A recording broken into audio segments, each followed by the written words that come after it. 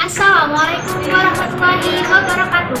Kami mahasiswa Universitas Nurjadi, Fakultas Sosial dan Kemandirian, Program Studi Ekonomi semester 4. Video ini kami buat untuk menyelesaikan salah satu tugas mata kuliah Manajemen Operasional 2 dengan dosen pengampu Bapak Fakhrudin Eko.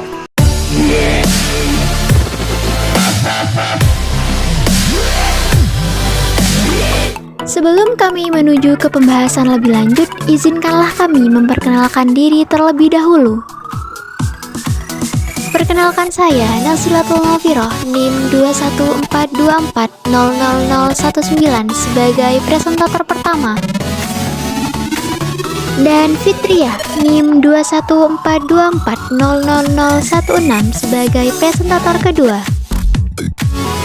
Selanjutnya, kami dari kelompok 6 akan mempresentasikan materi mengenai perencanaan agregat. Baik, penjelasan pertama saya akan menjelaskan tentang perencanaan agregat atau agregat planning, di mana perencanaan agregat adalah suatu pendekatan yang biasanya dilakukan oleh para manajer operasi untuk menentukan kualitas dan waktu operasi pada jangka menengah, di mana di sini berkisaran antara 3 hingga 18 bulan ke depan. Perencanaan agregat dibutuhkan oleh para manajer operasional untuk menentukan jalan yang terbaik untuk meningkatkan kapasitas dan memenuhi permintaan yang diperoleh dari prediksi atau peramalan sebelumnya. Dengan cara bagaimana? Dengan cara menyesuaikan nilai produksi, tingkat tenaga kerja, tingkat persediaan, pekerjaan lembur, tingkat subkontra, dan variabel lain yang dapat dikendalikan dengan tujuan untuk meminimalkan total biaya produksi. Baik, di poin selanjutnya saya akan menjelaskan tentang fungsi perencanaan agregat. Ada beberapa fungsi perencanaan agregat, di antaranya yang pertama, menemukan metode yang tepat, di mana metode ini digunakan sebagai strategi perusahaan dalam menghadapi jumlah permintaan, sehingga ditemukannya nanti jumlah biaya yang terkecil. Yang kedua, yaitu menjamin rencana penjualan dan rencana produksi konsisten terhadap rencana strategi perusahaan. Jadinya fungsi dari perencanaan agregat yang kedua yaitu menjamin rencana penjualan juga produksi supaya konsisten terhadap rencana strategi perusahaan yang sudah dibuat. Selanjutnya yaitu alat ukur performansi proses perencanaan produksi. Jadi poin yang ketiga yaitu alat ukur sebagai mengetahui proses perencanaan produksinya nantinya. Yang keempat, menjamin kemampuan produksi konsisten terhadap rencana produksi dan membuat penyesuaian. Yang poin yang keempat yaitu menjamin bagaimana kemampuan produksi itu konsisten terhadap suatu perencanaan produksi dan lalu nantinya dibuat penyesuaian. Di poin yang kelima yaitu memonitor hasil produk aktual terhadap rencana produksi dan membuat penyesuaian. Jadi di sini memonitori hasil produk supaya aktual terhadap rencana produksi yang sudah dibuat dan lalu membuat penyesuaian di dalam itu. Yang poin keenam yaitu mengatur persediaan produk jadi untuk mencapai target dan membuat penyesuaian. Jadi mengatur persediaan produk jadi untuk mencapai suatu target yang sudah direncanakan lalu membuat penyesuaian. Yang poin ketujuh yaitu mengarahkan penyusunan dan pelaksanaan jadwal induk produksi. Jadi di sini mengarahkan juga menyusun bagaimana jadwal pelaksanaan induk produksi yang akan dijalankan. Baik, poin selanjutnya saya akan menjelaskan mengenai input dan output perencanaan agregat, di mana input dan output di sini mengenai informasi yang diperlukan untuk membuat perencanaan agregat yang efektif. Di mana input perencanaan agregat yang pertama yaitu sumber daya meliputi tenaga kerja dan fasilitas pabrik, di mana suatu manajer harus mengetahui ketersediaan sumber daya sepanjang periode yang direncanakan untuk produksi. Yang kedua, data permintaan. Di sini, data permintaan berasal dari peramalan dan pesanan yang kemudian diterjemahkan dalam tingkat produksi. Yang ketiga, memasukkan kebijakan perusahaan, di mana kebijakan perusahaan ini berkenaan dengan perencanaan agregat, misalnya subkontra dengan perusahaan lain, kebijakan mengenai tingkat persediaan, pemesanan kembali, dan melakukan lembur. Di poin yang keempat, yaitu biaya, di mana biaya di sini meliputi penyimpanan persediaan, biaya pemesanan, biaya yang muncul apabila melakukan subkontra, dan biaya lembur, serta biaya apabila ada perubahan persediaan. Baik, poin yang selanjutnya yaitu output perencanaan agregat, di mana output perencanaan agregat yang pertama yaitu meminimalkan besarnya biaya total yang dikeluarkan atas perencanaan yang dibuat. Jadi poin pertama di sini yaitu meminimalkan biaya total dari pengeluaran dan juga perencanaan yang dibuat. Di poin yang kedua yaitu proyeksi atas tingkat persediaan termasuk persediaan, output, pekerja, subkontra, dan pemesanan kembali. Di poin yang ketiga yaitu minimalisir perubahan pada tingkat angkatan kerja dan tingkat produksi. Jadi di sini minimalisir nantinya apabila ada perubahan tingkat tenaga kerja dan juga tingkat produksi. Yang poin yang terakhir yaitu memaksimalkan penggunaan atas produksi, atas unit-unit produksi dan perlengkapan produksi. Jadi nantinya harus memaksimalkan semaksimal mungkin penggunaan atas unit-unit produksi dan juga perlengkapan produksi. Poin selanjutnya ada biaya yang terlibat dalam perencanaan agregat. Jadi, ada beberapa biaya yang terlibat dalam perencanaan agregat, antara lain hiring cost atau biaya penambahan tenaga kerja. Nah, penambahan tenaga kerja ini menimbulkan beberapa biaya seperti biaya untuk iklan, biaya proses seleksi, dan biaya training. Selanjutnya ada hiring cost atau biaya pemberhentian tenaga kerja.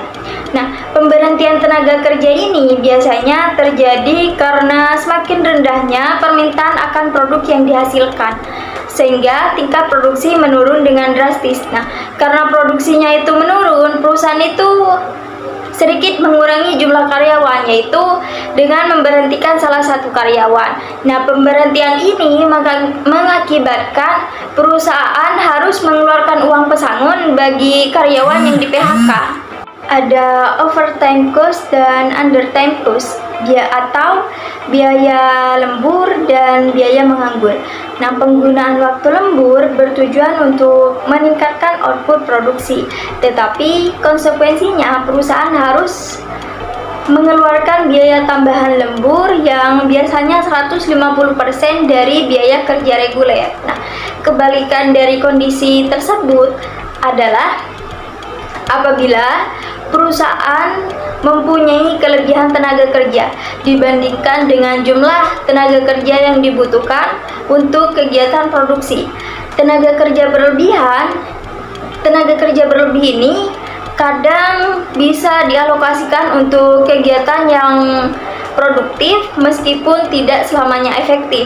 Nah, bila tidak dapat dilakukan alokasi yang efektif, maka perusahaan dianggap menanggung biaya menganggur yang besarnya merupakan perkalian antara jumlah jam kerja yang tidak terpakai dengan tingkat upah dan tunjangan lainnya. Selanjutnya ada inventory cost dan backorder cost atau biaya persediaan dan biaya kehabisan persediaan. Persediaan mempunyai fungsi untuk mengantisipasi timbulnya permintaan pada saat-saat tertentu. Akibatnya dari kebijaksanaan persediaan bagi perusahaan adalah timbulnya biaya penyimpanan yang berupa biaya tertahannya modal, pajak, asuransi, dan kerusakan bahan, serta biaya sewa gudang. Namun, jika tidak mengadakan persediaan, maka akan menimbulkan kerugian dalam bentuk biaya kehabisan persediaan. Biaya kehabisan persediaan dihitung dari berdasarkan berapa barang yang diminta dan tidak tersedia. Yang terakhir ada subkontrak cost atau biaya subkontrak.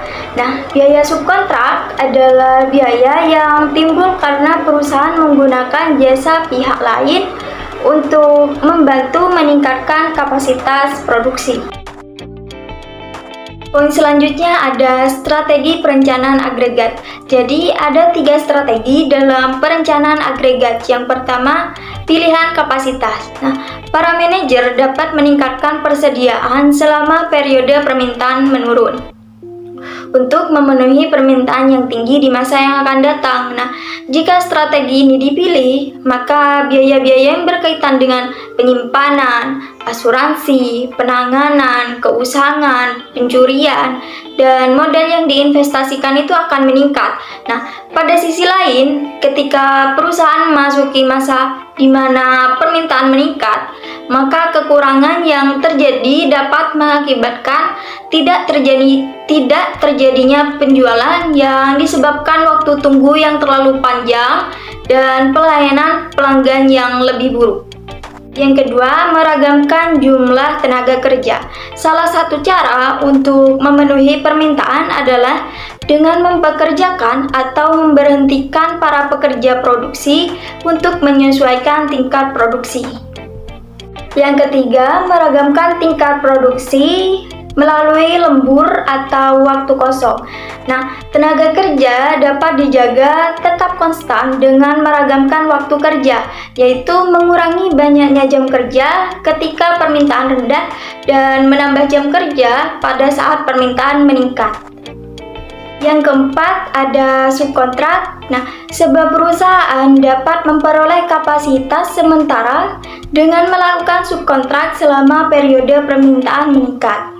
Nah, yang kelima, ada penggunaan karyawan paruh waktu. Terutama di sektor jasa, karyawan paruh waktu dapat mengisi kebutuhan tenaga kerja yang tidak terampil. Nah, praktik ini umum dilakukan di restoran, toko eceran, dan supermarket.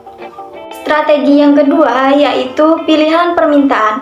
Nah, ada 3 pilihan permintaan di mana perusahaan berusaha untuk mengurangi perubahan pola permintaan selama periode perencanaan. Nah, pilihan permintaan dasar ini antara lain mempengaruhi permintaan. Nah, ketika permintaan rendah, sebuah perusahaan dapat mencoba untuk meningkatkan permintaan melalui iklan, promosi, kewiraniagaan, dan diskon.